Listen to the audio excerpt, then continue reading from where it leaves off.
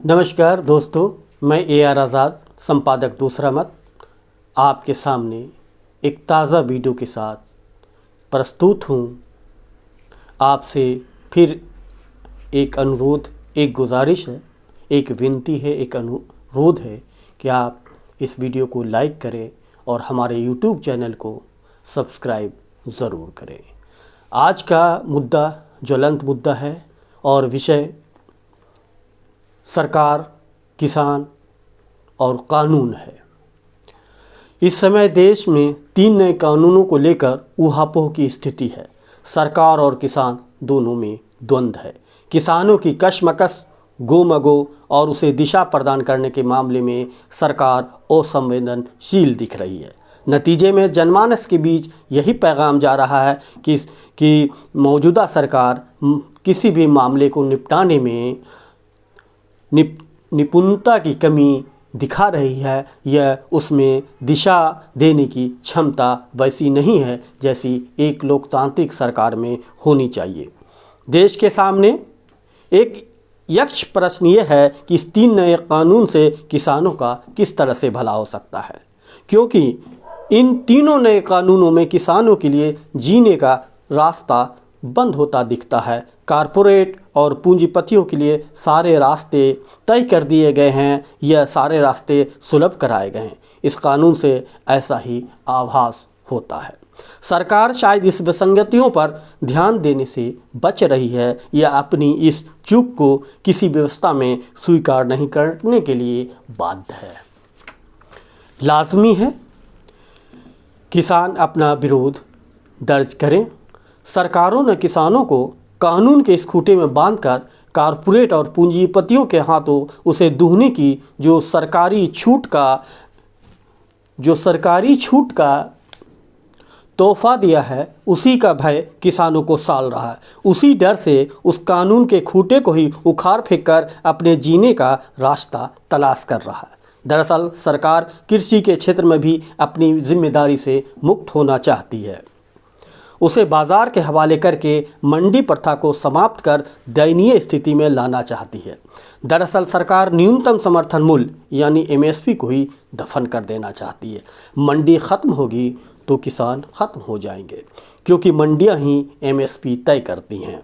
जब मंडियां ख़त्म होंगी तो सही दाम मिलने का वो इंतज़ार करेंगे या फिर औने पौने दामों में अपने अनाज को बेचकर दुर्दशा के शिकार होंगे। इसकी साफ वजह है कि किसानों के पास अपनी फसलों को ज़्यादा दिनों तक रखने ये सर्वविदित है कि किसानों के पास अपने अनाजों को ज़्यादा दिनों तक सहेज कर वो संभाल कर रखने की भंडारण क्षमता नहीं है। सरकार का मंडियों को लेकर जो भी नज़रिया है वह दुरुस्त है, लेकिन इस कानून के ज़रिए मंडियों पर नकेल कसने की ज़रूरत थी, लेकिन दुर्भाग्यपूर्ण ढंग से किसानों पर ही नकेल कस दी गई। इसकी वजह और इसकी तह में जानने के बाद साफ पता चलता है कि सरकार अपनी जिम्मेदारियां मंडियों पर नहीं निभाई। यही वजह रही कि मंडियां में अफरा तफरी रही। मंडियों में भी किसानों के प्रति जो उचित होना चाहिए था वो नहीं हो सका। दरअसल देश में ज़रूरत भर मंडियां भी नहीं हैं। किसानों को ज़रूरतों पर कभी ठीक से विचार ही नहीं किया गया है, और जब कोई बात जीवन और मरण पर आ जाती है तो किसानों के धैर्य का बीज प्रस्फुटित, पल्लवित और पुष्पित होने लगता है। तब उसमें उग्रता और सरकार से मुँहभंग होने की क्रिया आंदोलन के रूप में प्रतिक्रिया बन जाती है, जैसा कि अभी हो रहा है। दुर्भाग्य देखिए, किसानों की शुभचिंतक सरकार देश में नई मंडियां नहीं खोल सकी। इतने बड़े और विशाल देश में महज 7,000 मंडियां हैं, जबकि देश के किसानों को 6 से 7 गुना और अधिक मंडियों की ज़रूरत है। मंडी व्यवस्था को ख़त्म करने के बजाय सरकार को नई मंडियों की स्थापना पर ध्यान देने की ज़रूरत है। कोई भी सरकार किसी भी संस्था में उत्पन्न कमियों को दूर करने की जगह उस संस्थान को ख़त्म करने की योजना कैसी बना सकती है, ये एक ज्वलंत प्रश्न है जिसको सरकार को सोचना चाहिए।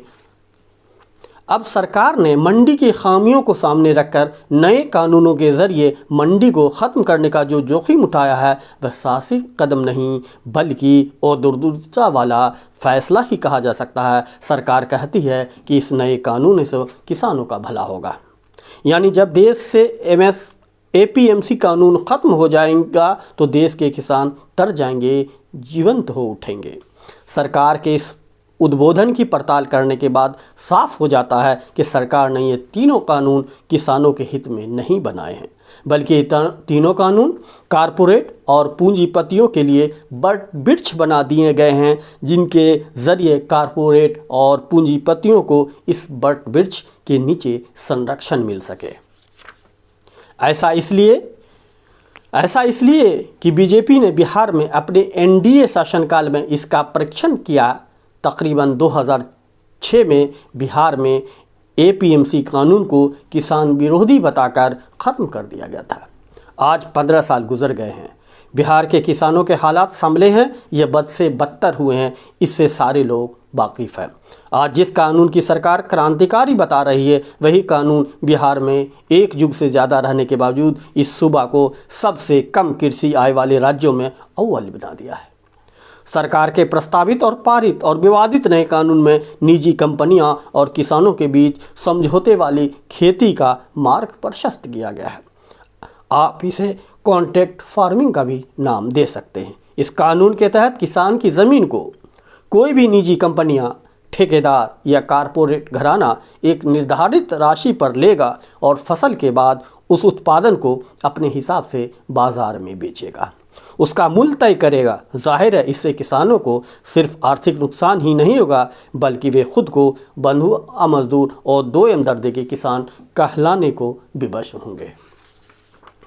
यही वजह है कि किसान दोयम दर्जे के किसान बनने से गुरेज कर रहे हैं, अपमानित महसूस कर रहे हैं और धरतीपुत्र और अन्नदाता के ताज को छीनने के सरकारी प्रयास से भयभीत हैं, डरे हुए हैं, सहमे हुए हैं और मदद के लिए देश के सामने हाथ फैलाकर सड़कों पर अपनी आवाज़ बुलंद कर रहे हैं ताकि कोई तो सुने उनकी आवाज़, कोई तो समझे उनका दर्द, कोई तो निभाए आगे आकर देश का फ़र्ज और कोई तो हकीम बनकर दूर करे उनका ये मर्ज़ और उनके इस दर्द को, मर्ज़ को और अपने फ़र्ज़ को हम सबको मिलकर सोचना है। और सरकार से भी हमारी यही निवेदन है कि किसानों की समस्याओं पर गंभीरतापूर्वक सोचें।